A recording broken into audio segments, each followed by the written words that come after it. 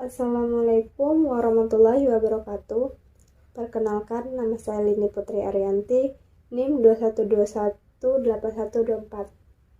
Di sini saya akan menjelaskan materi tentang preparing the data. Nah, adapun tujuan preparing the data yaitu untuk mendapatkan dataset yang dapat diolah dengan cepat dan menghasilkan kesimpulan yang tepat. Adapun beberapa proses preparing the data adalah pengumpulan, penarikan contoh, pengurangan dimensi, pemilihan fitur, pembuatan fitur, pendeskriptan dan pembenaran, dan transformasi atribut. 1. Pengumpulan atau aggregation. Proses pengumpulan atau aggregation adalah proses mengkombinasikan dua atau lebih atribut-atribut atau objek-objek ke dalam satu atribut tunggal atau objek. Misalkan, sebuah dataset yang berisi data transaksi yang mencatat penjualan harian dari produk-produk di banyak lokasi toko Indomaret seperti terlihat pada tabel. Nah, kita dapat melakukan proses aggregation untuk mendapatkan sebuah transaksi aggregation terhadap data pada tabel. Misalkan untuk mendapatkan informasi penjualan harian untuk satu lokasi toko saja atau untuk melihat transaksi harian satu buah produk saja. Pada proses aggregation, atribut kuantitatif seperti harga dapat digabungkan atau dikombinasikan dengan operasi sumasi atau rata-rata. Adapun tujuan dari proses ini diantaranya pengurangan data, yaitu mengurangi jumlah atribut atau objek. Kedua, perubahan skala, misalkan kota yang dikumpulkan atau digabungkan ke dalam daerah, provinsi, negara, dan sebagainya. Ketiga, lebih menstabilkan data. Data-data yang digabungkan cenderung lebih sedikit variasinya. 2. Penarikan contoh atau sampling. Penarikan contoh atau sampling merupakan teknik utama yang digunakan untuk seleksi data. Proses ini sering digunakan untuk persiapan penyelidikan dan analisis data akhir. Penarikan contoh digunakan dalam data mining karena pengolahan himpunan data yang diinginkan secara keseluruhan sangat mahal dan menghabiskan waktu. Adapun beberapa tipe penarikan contoh, yaitu 1. Penarikan contoh acak sederhana, yaitu kemungkinan ada suatu pemilihan item tertentu yang sama. Kedua, penarikan contoh tanpa penggantian. Setiap item yang dipilih dikeluarkan dari populasinya. Ketiga, penarikan contoh dengan penggantian. Objek-objek tidak dikeluarkan dari populasi saat objek tersebut dipilih untuk sampel. Dalam penarikan contoh dengan penggantian, objek yang sama dapat terambil lebih dari satu kali. Keempat, penarikan contoh bertingkat, membagi data dalam beberapa bagian atau partisi, kemudian menarik contoh dari tiap partisi. 3. Pengurangan dimensi atau dimensionality reduction. Salah satu permasalahan yang harus diatasi dalam penerapan algoritma data mining adalah masalah dimensionalitas, sehingga sering disebut dengan momok atau kutukan dimensionalitas.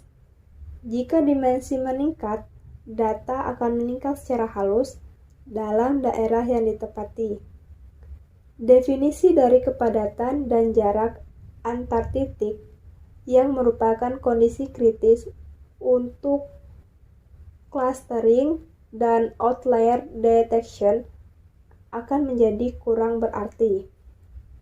Adapun manfaat dari pengurangan dimensi yaitu mencegah terjadinya efek dari dimensionalitas, mengurangi jumlah waktu dan memori yang dibutuhkan untuk algoritma data mining, membuat data lebih mudah divisualisasikan, membantu untuk mengurangi fitur-fitur yang tidak relevan atau mengurangi gangguan atau derau. 4. Pemilihan fitur. Salah satu cara untuk mengurangi dimensi adalah dengan memilih fitur yang tepat atau hanya menggunakan atribut-atribut yang diperlukan. Secara konseptual, pemilihan subset fitur merupakan suatu proses pencarian terhadap semua kemungkinan subset fitur. Adapun teknik yang digunakan untuk memilih subset fitur, pertama, brute force approach, yaitu mencoba semua kemungkinan fitur subset sebagai masukan algoritma data mining.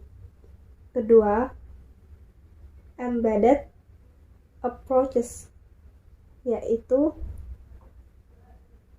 fitur selection terjadi secara alami sebagai bagian dari algoritma data mining. Ketiga, filter approaches, yaitu fitur-fitur dipilih sebelum algoritma data mining dijalankan. 3. Wrapper approaches menggunakan algoritma data mining sebagai sebuah kotak hitam untuk mendapatkan subset atribut-atribut yang paling baik. Nah, adapun proses pemilihan fitur itu terdiri dari 4, yaitu sebuah pengukuran untuk mengevaluasi suatu subset fitur. Yang kedua, sebuah strategi pencairan yang mengontrol pembangkitan subset fitur yang baru. Ketiga, sebuah kriteria penghentian, dan keempat, sebuah prosedur validasi. 5. Pembuatan fitur.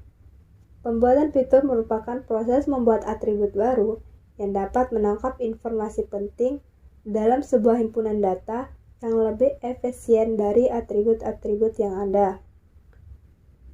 Ada 3 metodologi umum yang digunakan untuk membuat fitur baru, yaitu 1. Ekstraksi fitur. 2. Pemetaan data ke ruang menggunakan transformasi Fourier atau transformasi Waveflit. 3.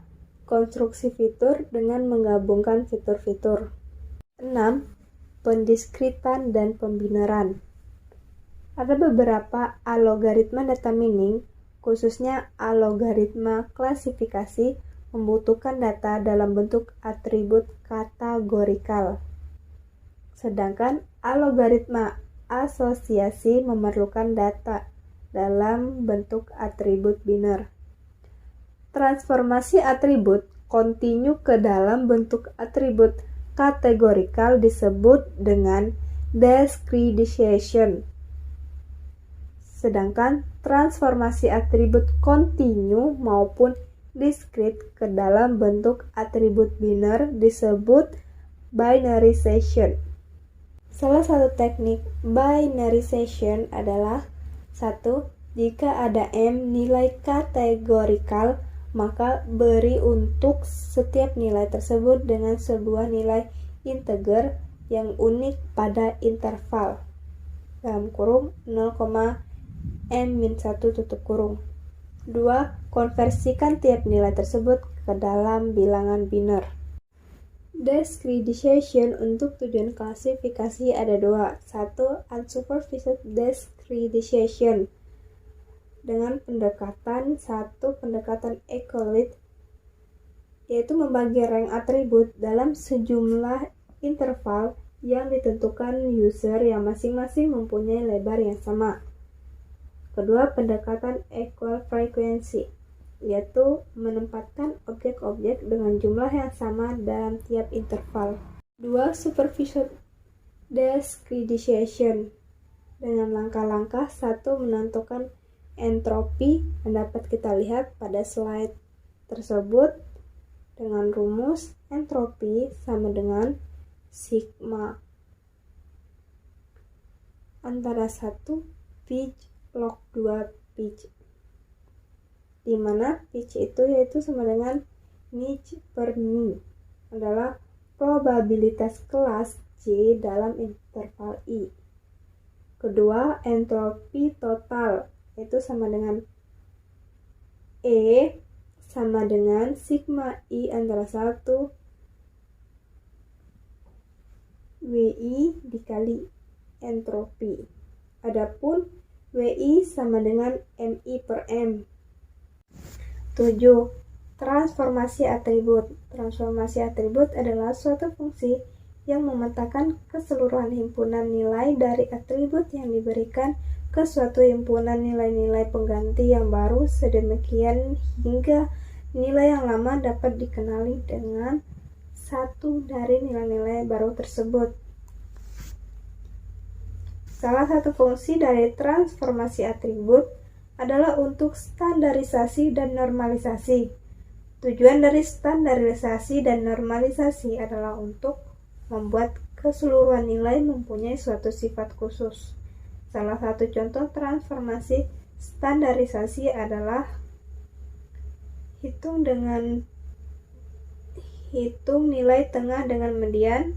2. Hitung absolute standard deviation dengan persamaan.